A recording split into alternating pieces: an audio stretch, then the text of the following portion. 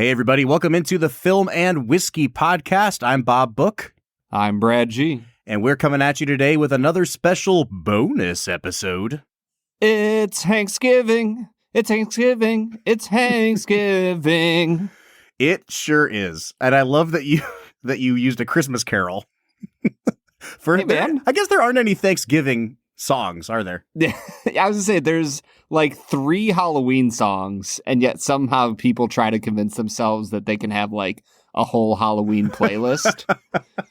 There's no Thanksgiving songs, although some of the Christmas songs, I believe Jingle Bells, I could be wrong there. That's like deep in the recesses of my mind. Was originally a Thanksgiving song. Oh, interesting. So I know that some Christmas carols originally were like Thanksgiving songs, but no, there's not really any in the modern understanding of the word. Well, in any case, we're celebrating Thanksgiving. So first of all, Film and Whiskey Nation, happy Thanksgiving to you. We're glad that you chose to join us today as we continue a series that we started. I think this is the 3rd year now, Brad. We're on Thanksgiving. We watch a Tom Hanks movie and we call it Hanksgiving. I'm freaking pumped. Hanksgiving was the best idea we've ever had, Brad. Easily. We're going to keep doing this until we get Tom on the podcast for a Hanksgiving episode. Oh my gosh. There's a whole podcast about that. Have you seen this podcast? It's like, no.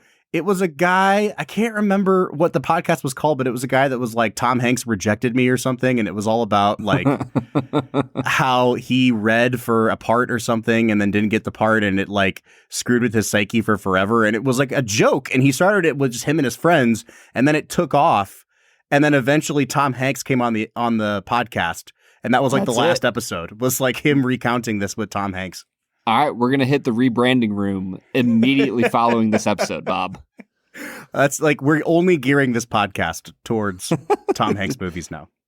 Yeah, if we're going to go after a Tom, though, I think, I hate to say it, I really want to get Tom Cruise on this podcast. I never knew the extent of your love for Tom Cruise until lately. Like, you have mentioned him on every episode of this podcast for probably the last 4 months.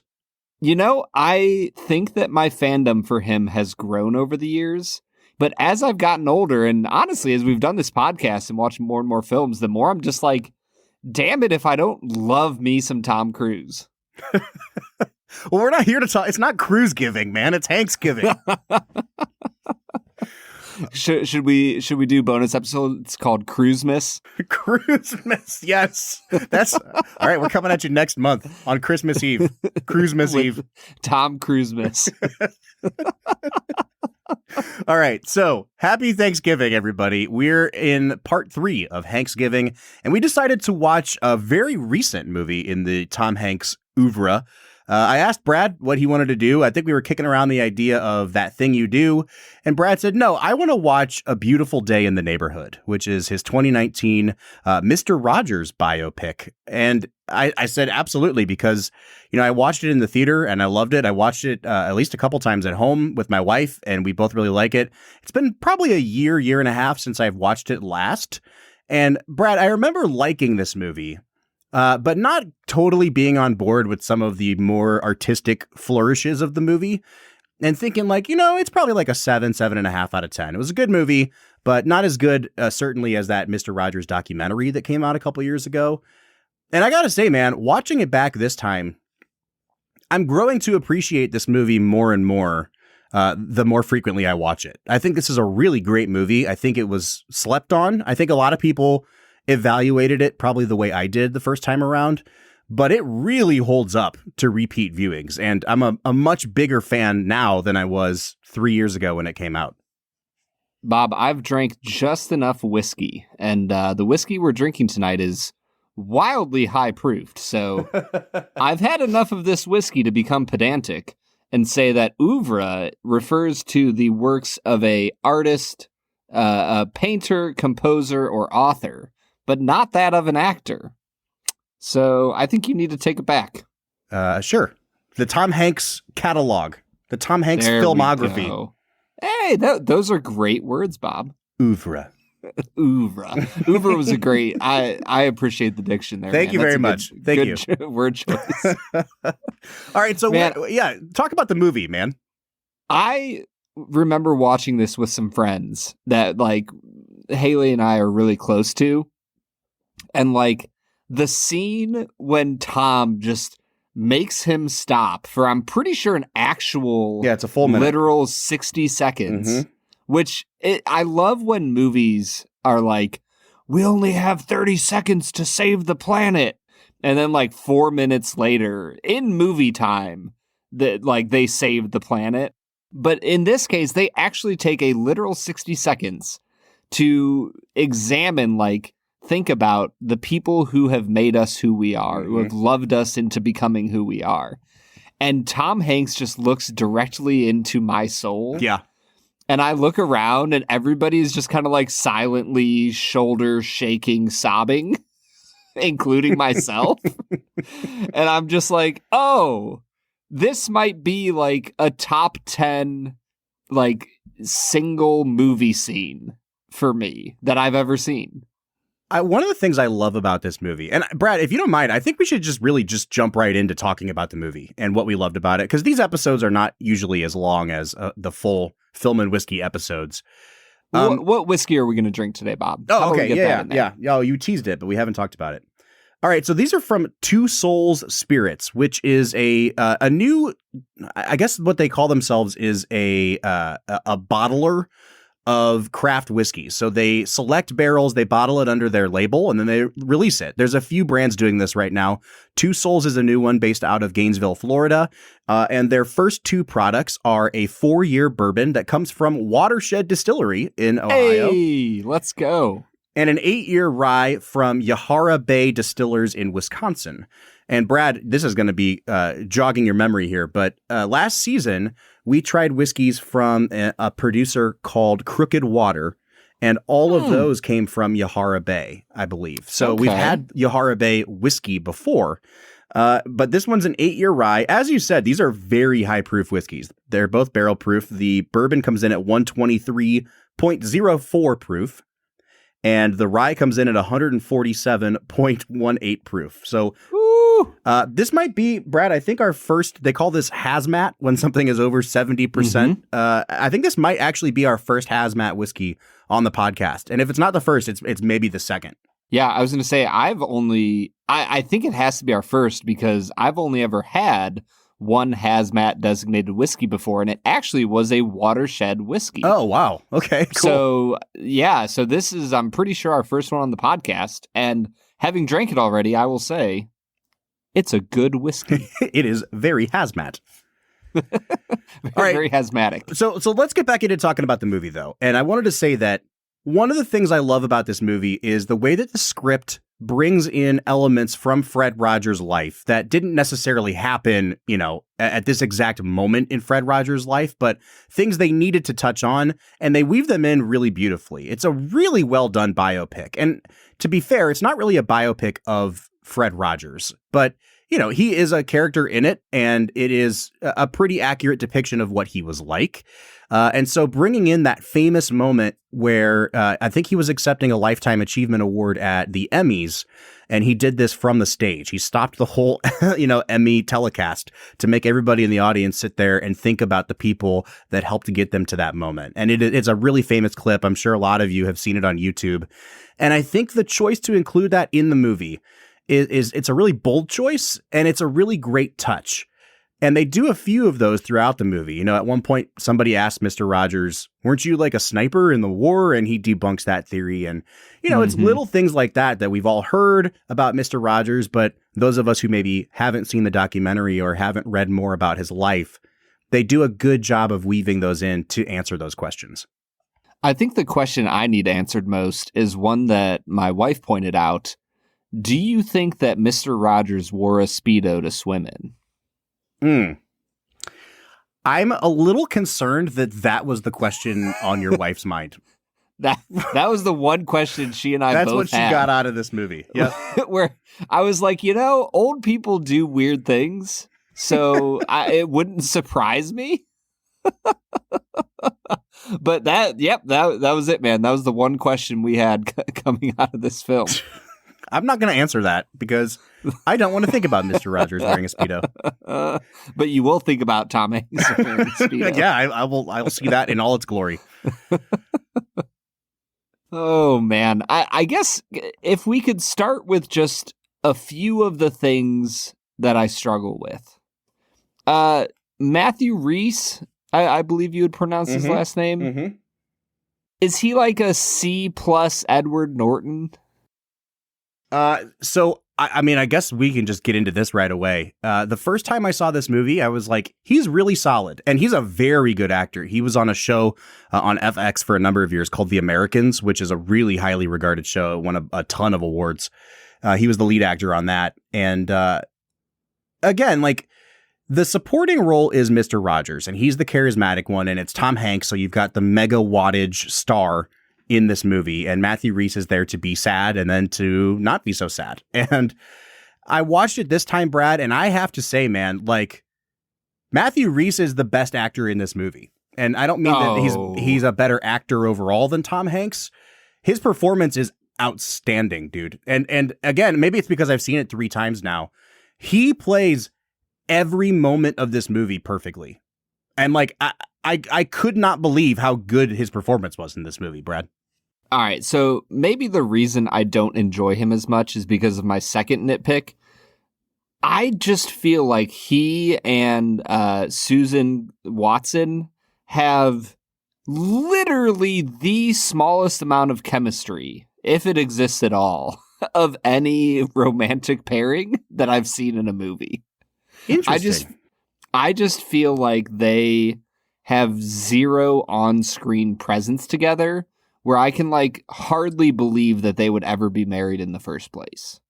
That's so funny. Yeah, I think, again, maybe this is where we're going to come down on different sides of this movie. I think the movie does a really good job of placing you in the middle of a marital conflict or a life conflict. Like, they have just had a baby, so they're super tired. That's, you know, Brad, you and I both know this. Like, new baby time is not the most romantic time in anyone's marriage.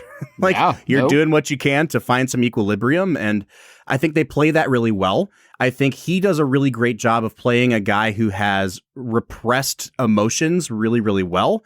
And this anger that bubbles to the surface anytime he's challenged on that. And man, he calls himself a broken person in the middle of the movie. And that's in that same scene that you were just referring to, where they're in the Chinese restaurant.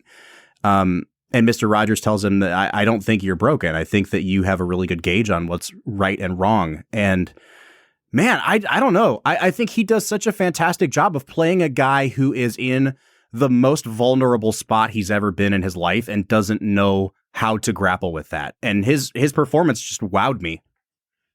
Man, that is, I don't know, man. That's fascinating to me. I just walked away from this movie the first time I saw it and this time thinking to myself, wow, Matthew Rhys was just okay. I think they could have done better. Those are my little thoughts. It's not that he was terrible. I think he does a really nice job of portraying the frustration that he has. But I just feel like he has this dead look in his eyes throughout the entire film, even when he's like starting to get healthier, that I'm like, oh, he just can't really express emotion well as an actor. That's more so than just funny like his character, being hurt. Wow. Well, Brad, while I am thankful for you on this Thanksgiving, I completely disagree, because even in that Chinese restaurant scene, it's the first time in the whole movie you see him smile, and you see the top row of his teeth. And I was like, oh, this man has teeth. And it's such a genuine moment of emotion finally cracking through, and like the sense of relief and a weight being lifted off of his shoulders. You know, Brad, I obviously am a sucker for movies like this where broken people find some sort of therapy. And therapy for what, Bob? Oh, you know what? For their issues with their dad. In true, man fashion, men will literally write a 10,000 word article in Esquire magazine about Mr. Rogers instead of going to therapy. Yep. And that's what this man does to get over, his daddy issues. And the movie obviously works for me on that front, but also I just think that it's really smart to not make a straight Mr. Rogers biopic. I actually Yes. don't think that would be a good movie. Mr. Rogers, it's weird to say this. Mr. Rogers is a man with too few demons to make a compelling film. Like with him as the main character. Do you know what I mean? Yeah. No, 100%. And I think that having Mr. Rogers enter someone's life and fix it for the better is the way to go. And I think this movie really does a great job with that. Brad, what do you say we try this first whiskey, and then we'll come back and talk about Hanks himself, and then we'll go from there. What do you say? Yeah, I love it, man. Let's do it. Let's try this Watershed Ohio Straight Bourbon Whiskey. Like I said, aged for 4 years. It is 123 proof. I'm just now pouring it out into the glass. So, Brad, why don't you give us your notes on this? Yeah, as I got into the nose on this guy, I felt like it was a lot of brown sugar, vanilla, and then, I don't know, man, Watershed is one of the most unique whiskeys in that I think that I could pick a Watershed nose out of almost any lineup you would give me. And I'm not always sure what it is. It has its own funk, if you will, its own Willet funk. Mm-hmm. I think I'm going to say it's like cream of wheat. Yeah, for me, and I think I said this last time we tried Willet, like an actual Willet product. It's not actually that funky. I just remember it as being funky. It's a dustiness that goes with like rose petal. It's floral and dust at the same time. And like I always think about, did you ever read that book, Great Expectations, when you were in high school or anything? We had to read that. Is that a Jane Austen book? It's Charles Dickens. There's a character in that book called Miss Havisham, who's this old lady who got abandoned on her wedding day or whatever. And she like lives in this old mansion covered in cobwebs, and she wears her old wedding dress around. Is she like the inspiration for Eleanor Rigby? Probably. And I just, when I think about dusty floral arrangements, I'm like, oh, this is like probably what Miss Havisham's wedding bouquet smells like. So that's really dark, bro. No, I'm just like, I can't, my mind is thinking like, what would make a floral bouquet dusty? And it's like, well, I guess Miss Havisham would make it dusty. So her sad life. So with Watershed, I think you're right. Their usual stuff, like their I don't know what you would call it, their standard product line that you buy off the shelf has a certain nose to it, but then I feel like their barrel picks have a completely different nose to them. And obviously we've done a barrel pick with them, so we've sampled straight from the barrel. This reminds me a lot on the nose of the barrel that we picked, Brad. It has that sort of dusty floral quality to it. I really like it. And I'm going to give it a sip now, so I'm preparing myself for the 120 plus proof here. Yeah. Yeah, on the taste, for me, it got a lot more decadent on the palate. It reminded me of like warmed up caramel topping. Do you know what I'm saying? Mm-hmm. Like that you would put on a sundae with peanuts. Yeah. Like it's warm caramel topping. It's incredibly viscous. And then there's some brown sugar and a little bit of cherry on it that I am really intrigued by. This thing like was like warming up on the runway of the nose and then just blasted off with the actual palate. It's not super complex. I'll say that about it. It's funny that you mentioned something being warmed up because there is like a difference in flavor when something is warm versus when it's chilled. And this actually reminded me of back in like the 50s and 60s, they tried to encourage people to drink Dr. Pepper hot, like to put Dr. Pepper in a saucepan and warm it up and then drink it hot. And I've never tried that, but this reminds me of like if you did that with Coca-Cola. It doesn't have that sort of like pop or fizziness to it, but it reminds me of like if you were to take Coke and kind of make it flat by heating it up and then taking a sip of it. Super simple, a little bit of caramel, a little bit of that cola flavor underlying it. I like it a lot. It doesn't drink like 120 proof. It drinks spicy, but it's not super harsh. The thing about all Watershed products, and I guess I should say, this is a Two Souls product. We live right next to Watershed. We're very familiar with their products, so that's why we're referring it to it so much. The thing about Watershed products is that anything they have over 120 proof drinks like it's like 108. Like even their hazmat I think it was like 142 proof whiskey that I drank. drank like it was some other company's 120 proof whiskey. Like, it was definitely on the hotter end of the spectrum, but not to the point where I was like, wow, this is 15 points higher than anything I've ever drank before. So I'm always very impressed with Watershed's high proof outputs. And I think this is a really good place to start if you are Two Souls, because it's a barrel pick from a regional, distribution distiller. So it's going to places that you can't usually get Watershed right now. And like I said, it's not super complex, but it's definitely a crowd pleaser. I have no issues with this whiskey at all. It drank really easily for 120 something proof. I think this would be a really good starting point for people who are looking to get into the world of barrel proof single barrel whiskeys. I'm a big fan of this. Yeah. Honestly, I think I'd probably end at like a 37, 38 out of 50. Yeah. Like, which is darn good. Yeah, which is a really solid whiskey that I would recommend. All right, Brad, let's talk about Tom Hanks on this Hanksgiving. I struggle with this performance. It's a really good performance. And I feel like I have to qualify that statement a little bit, because there are moments in the movie where Tom Hanks is doing a very good job at impersonating Mr. Rogers. There's moments in the movie, which are the down parts of this performance, where Tom Hanks is doing a very bad job at impersonating Mr. Rogers. And then there's this third type of moment where Tom Hanks isn't so much even trying to be Mr. Rogers anymore as he is leveraging his Tom Hanksiness. Does that make sense? Like, yeah. I feel like there are moments where he stops trying to impersonate Fred Rogers and he just fully leans into the fact that he's like, I know that I'm Tom Hanks, and I'm going to give you like the most earnest Tom Hanks version of this. Yep. And it's almost like, I don't know how to explain it. It's like a meta thing where he's not being Mr. Rogers anymore. He's being Tom Hanks being Mr. Rogers. And it still works really. It kind of reminds me of what I was talking about with the Jack Nicholson performance in A Few Good Men, where I don't buy him as a member of the military, but I buy him as Jack Nicholson, and he's leading into like, I'm going to be the hard ass because that's what Jack Nicholson does, and he does it really well. Yeah, I think for me, this might sound dumb, but one of the scenes that really stood out to me is when Hanks was underneath the castle playing, Daniel Tiger and doing the puppeteering.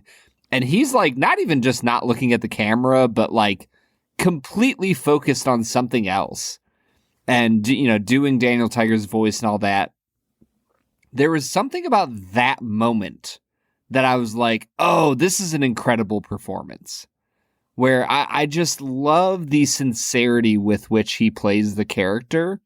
And even in a moment where it's not glamorous, he's, hunched over or hunched underneath this set piece, playing a tiger, puppeteering a tiger. And yet his voice comes across with such sincerity. I don't know if it's like the voice acting effect that he has of, having played Woody all these years and he just knows how to work his voice even when the camera's not focused on him. There's something about that scene that just really stuck with me and was like, oh man, I really love what Tom is doing with this character. I think there are moments where he's really got the cadence of Mr. Rogers' voice down. He never quite gets the accent down. And I think the worst moments of this movie, Tom Hanks is actually doing a Southern accent for some reason. And I'm like, Mr. Rogers didn't talk like that. But he does a very good job of nailing the cadence with which Mr. Rogers spoke.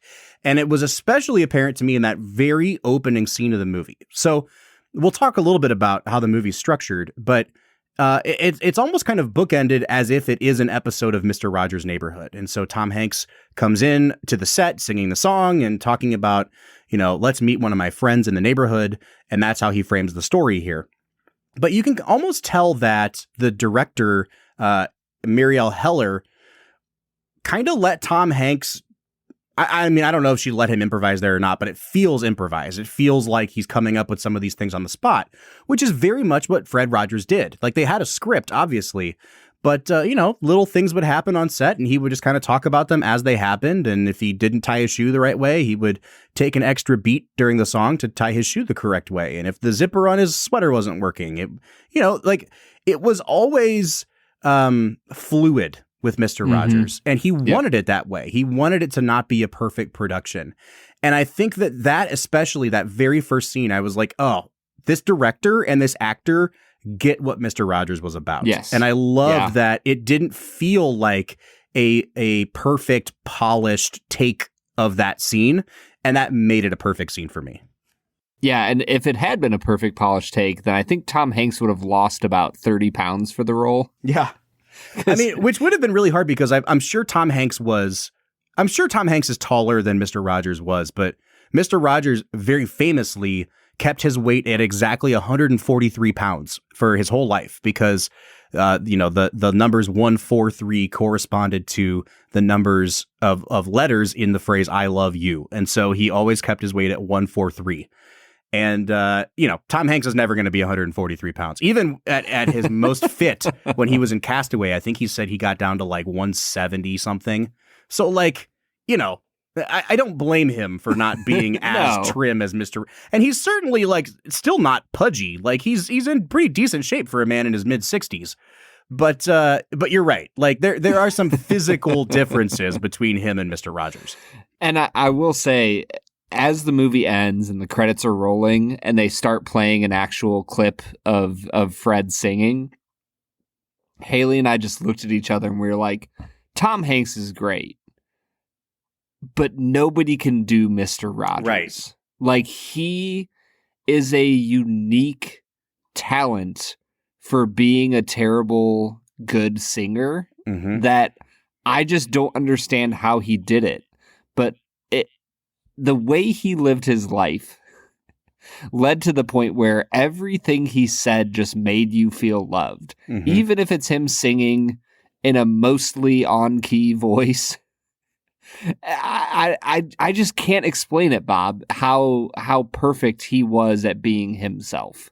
Well, and I think that is ultimately the downfall of Hanks trying to do this, right? And this is nothing, I want to say this, by all accounts, Tom Hanks is the nicest guy in Hollywood. That's like his brand, and he seems like a really decent person in real life. But they go to great pains in this movie to talk about how people refer to Fred Rogers as an actual saint. And his wife in the film, Joanne, talks about how it's a practice that he does. Like it's like a spiritual practice. He's like a monk that goes through these rituals to keep himself from letting his anger overtake him or whatever. And when you watch Fred Rogers do an interview, like a YouTube clip of an interview, or when you actually watch Mr. Rogers' Neighborhood, no matter how good of an actor you are, there's like something behind the eyes of Mr. Rogers that just emanates truth. Yes. Sincerity. And reflecting a life that is authentically that. And as good of an actor as Tom Hanks is, he, like you and I, Brad, are not practicing this stuff to the extent that Mr. Rogers did. And it shows through. Like, he's doing a really good impression, but even at his most authentically Tom Hanksy, he's still not hitting Fred Rogers levels, if that makes sense. And I think that should go to show how special Fred Rogers is. Yeah. Because I'm with you 100%. Tom Hanks is one of the greatest living actors we have.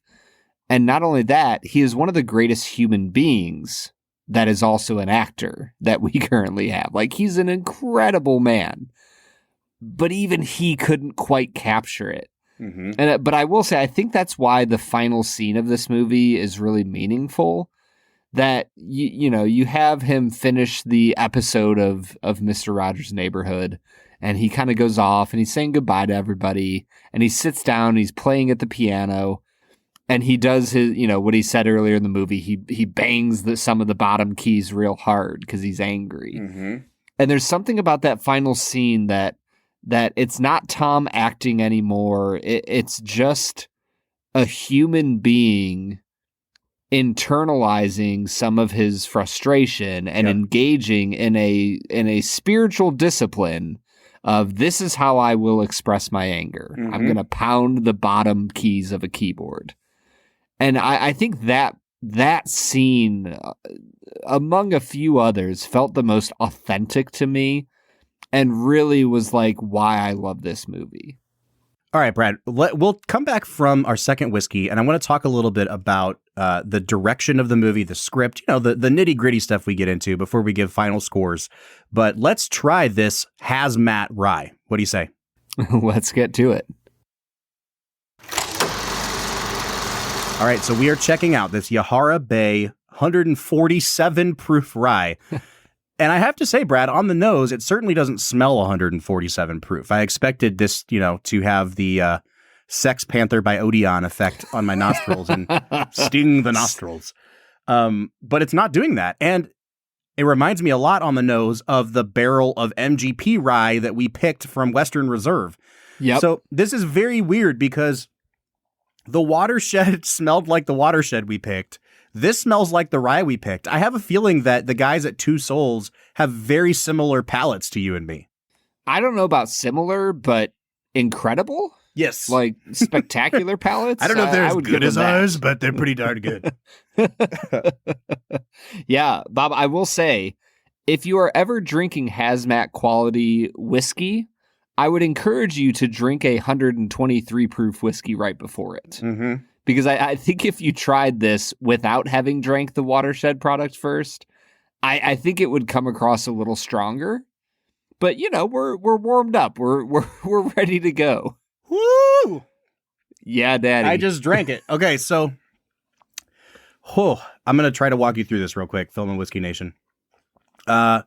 Really sweet on the first pass. It goes down and it starts to get spicy on the back of your palate, and you're like, okay. And then it heats up a little bit more, and you're like, oh, yeah, this is definitely barrel proof.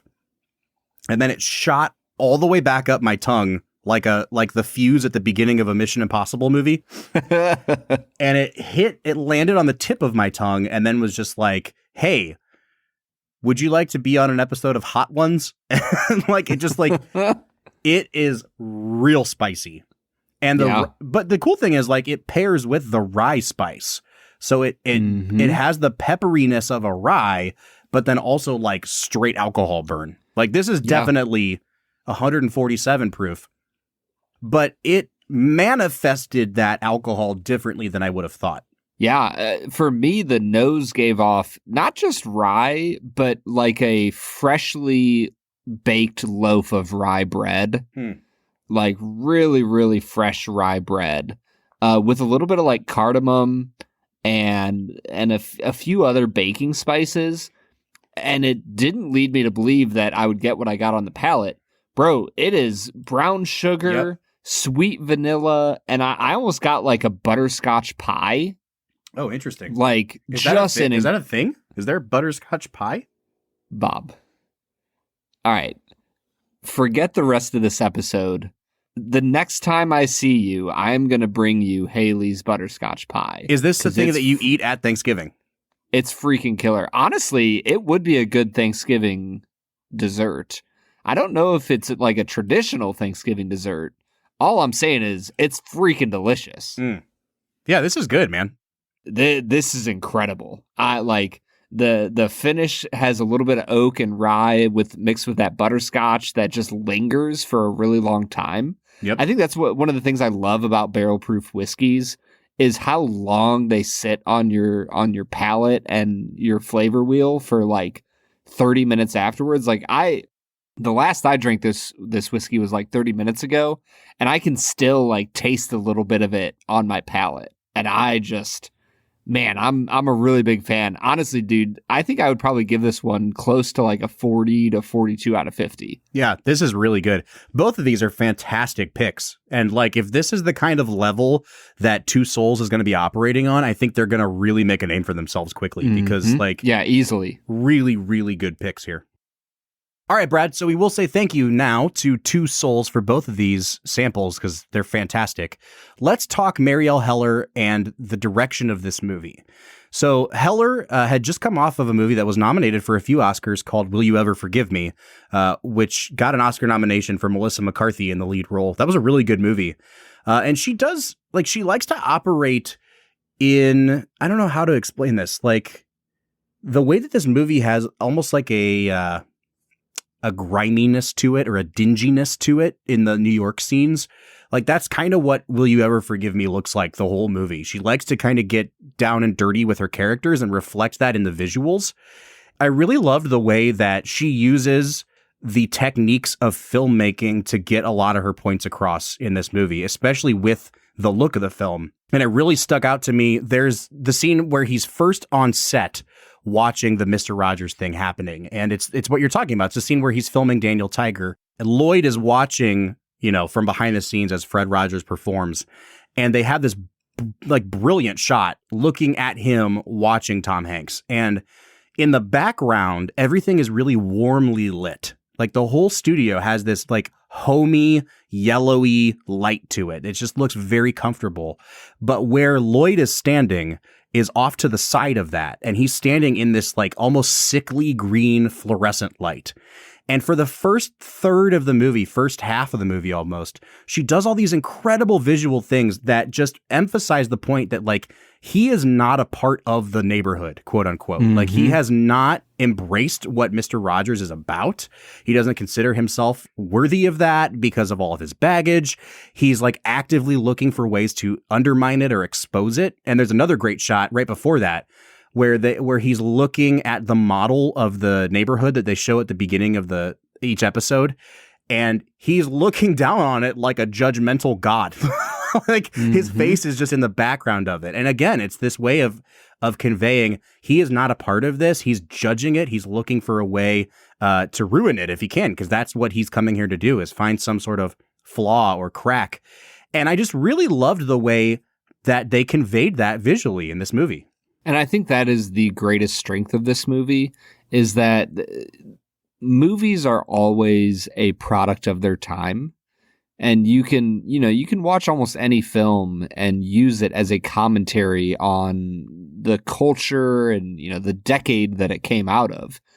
And I think that this movie coming out in, was it 2018 or 19? I think it was 19.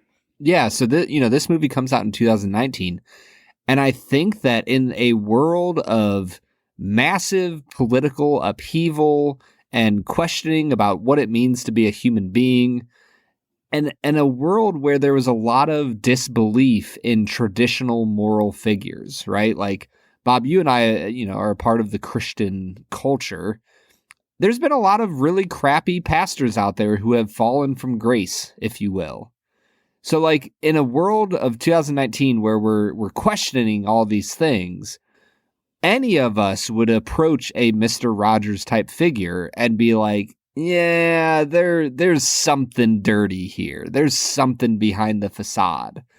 And this movie is making the claim, like Mr. Rogers' life made the claim, no, there are some pure people out there that have their flaws and they will admit to them. But they engage in such a lifestyle that they are pure, even amongst the fact that they're still sinners, if you will. They're pure, and they're so pure that they can turn the mind of the deepest cynic. And I think that's where this movie really, really succeeds. Because even I, somebody who believes in Mr. Rogers' lifestyle as a way of life for anyone to live into, even I would watch some of Mr. Rogers' stuff and be like, yeah, is he really that good? No, I totally get it, man. And I think that, again, if there's a fundamental flaw with this movie, and it was the thing I struggled with the first time around, it's kind of the flights of fancy that the movie takes, and having like the model buildings and the model airplanes and reflecting some of the more fanciful elements of the Mr. Rogers' Neighborhood TV show. And there's this extended dream sequence in the middle of the movie. And that was always the part of the movie that I struggled with the most. I never like dream sequences in movies anyway, but this one was especially jarring because it really pulled me out of the movie. And I think that this time around, I knew it was coming, but something had to be the point where Lloyd's character broke, because he flies back to Pittsburgh at a really crucial moment where his estranged father has collapsed and is in the hospital dying, and he kind of like walks out on everybody and leaves. he gets to Pittsburgh and collapses and has this like crazy fever dream. And when he wakes up from that dream, he is like ready to be a new person. There's like something changed about him. His demeanor is different. He starts accepting that he is a broken person, that he needs to be made whole. And so that dream sequence serves a really important function in the movie. And I don't think you could cut it. I don't think you could just go from him leaving New York and going to Pittsburgh to him waking up in that bed and being a changed man. But it's also like, if this was the best way to convey that, then I think there might actually be like a flaw with the movie, because it still doesn't work fully, even if I understand why it's there. Bob, I will say, you claim to not like, dream sequences in movies, and yet we just came off of a episode of you loving a movie that is one giant dream sequence. What's that? Eternal Sunshine. Oh, yeah. The entire movie is a dream sequence. That's true. I mean, it either needs to be all of the movie or none of the movie. Yeah, it can't just be part of the movie. You got to go all in, man. Okay. Just want to be clear on your feelings about dream sequences. I don't know. What did you think of that moment of the movie? For me, that is like the weakest moment of the movie, even if it's like a necessary part. It's rough. Yeah. And I think that it's rough because I think as we're talking about this, what I'm honing in on is I think that the script can be the weakest part of this film at times. And it really comes to bear in that dream sequence where I don't know if it's Rhys's delivery or just the lines themselves. They just feel put on and like they're not a normal person delivering them. And I think that's the struggle. I mean, we haven't really talked about Chris Cooper at all. I think he does fine in this, but there's definitely moments where I'm like, Chris Cooper is a great actor, but the lines that they are giving him are just so stale and stereotypical that I struggle to believe them. Yeah, for me, they worked. I mean, I would say 98% of this movie works for me. And even, like I said, even that dream sequence, it doesn't work great, but it's a functionally necessary part of the script. And so I kind of give it a pass. Yeah. I don't know, Brad. I'm ready to give a final score on this movie, and I am way higher on this movie than I thought that I would be. I think this is a pretty brilliantly structured movie. Well acted, really well directed, with a very smart script. I'm going to give this a 9 out of 10. I really enjoyed this time around.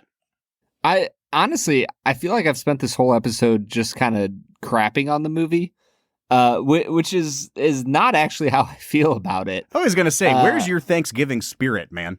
Man, I don't know. I love this movie. I think it really illustrates the power of living a disciplined life and how someone who lives a disciplined life can learn to just love people into being. That for Lloyd Vogel, at the end of his life, or, let's be honest about it, for Tom Junod, at the end of his life, if he took 60 seconds to think about the people who have shaped him, I would imagine Fred Rogers would be in the top 3. And it's because of the sincerity with which Fred believed in his convictions. And man, I could only hope to live such a life like that, where I believe so deeply in the beauty of humility and honesty and loving your neighbor as yourself, that, man, I hope I could affect people in the way that Fred Rogers did. So I like the movie a lot. I'll give it an 8.5. And I think that Tom Hanks does a really, really nice job of presenting the sincerity of it, even if no one can ever actually imitate it. If you've never read the essay that inspired this movie by the writer Tom Junod in Esquire, it is one of the best pieces of magazine profiles I've ever read. Like, it's one of those things that, like, you read it and you're like, I'm going to remember reading that for the rest of my life. It is just an incredible piece of writing. Do yourself a favor, before the carb coma sets in after Thanksgiving dinner, while you're sitting around with not much to do, pull that up and read that Esquire article because it is incredible. I want to say once again, happy Thanksgiving, Film and Whiskey Nation. Happy Thanksgiving to you, Brad G. Yeah, man. It is so good to spend a little bit of time with you here on Thanksgiving. Hey, Brad, so we're recording this a couple of weeks before Thanksgiving. We are. My birthday is on Thanksgiving this year. So not only is it Thanksgiving, it's my birthday right now. That's right. And you need a butterscotch pie. Yeah, I sure do, man. So I will be expecting that delivery on my birthday /Thanksgiving day. So hopefully, Film and Whiskey Nation, as you listen to this, Brad will be on my doorstep bringing me pie. So we'll be back on Monday with another regularly scheduled episode. But until then, I'm Bob Book. I'm Brad G. And we'll see you next time.